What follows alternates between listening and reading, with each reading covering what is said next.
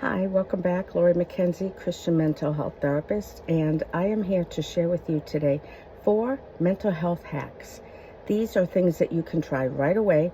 They don't cost money and they require no training, and they could help you. The first one is chew gum. Chewing gum has been shown in several studies to help with anxiety.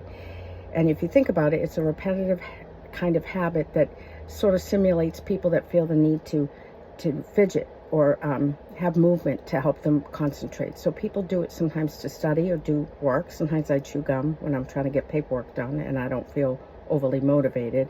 But chewing gum, there's found a strong connection with that in anxiety reduction and lowering cortisol levels. So that's pretty close to free and requires no training. The second one is take a cold shower. I'm going to link any research that I have that supports this below. Taking a cold shower, they found evidence that it helps with some medical conditions, actually, with blood pressure, people that have previous medical incidents. Certainly you want to clear this with your doctor if you have any kind of a heart condition or issues with blood pressure, respiratory problems. If you have a chronic condition, definitely clear it with your doctor. But taking a cold shower for a certain amount of time, and I'll link information below, has been shown to help with anxiety and depression. And they have really found support for this. And I found some information, from my colleagues and I of people that have tried this. And I believe it's also connected to the next example that I'm going to give, and it has to do with what they call the diving reflex. So that leads to number 3, force yourself to yawn.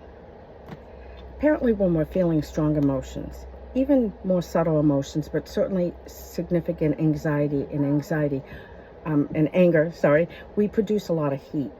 And obviously the cold shower helps with that in a more direct way.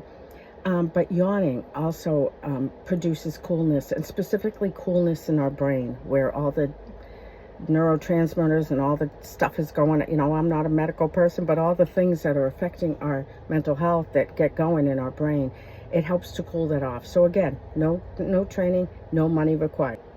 The last one's a little bit stranger. Some people might not be as inclined, but talk to yourself in the third person. Talk about yourself in the third person when you're having a hard time. Obviously, if you're at work or out and about, you might not want to do this. But maybe if you're at home and you're having trouble regulating emotion, you're getting overwhelmed, it can help to say, Lori's having a hard day. Lori's having trouble regulating her emotions. Lori has a lot to do today. See how that, even just that calmed me down, because actually those are true a lot of the time. Just saying those calms the person down. It kind of takes it away from being about them, and it sort of makes it feel like it's about a third person. You know how when something's about a third party, we often cope with it better. We have great advice for our friends how to handle things, but we don't often take it ourselves. We're harder on ourselves than other people. So by doing the third person piece, it can help you regulate emotions, stabilize you, and get your thinking process a little more rational.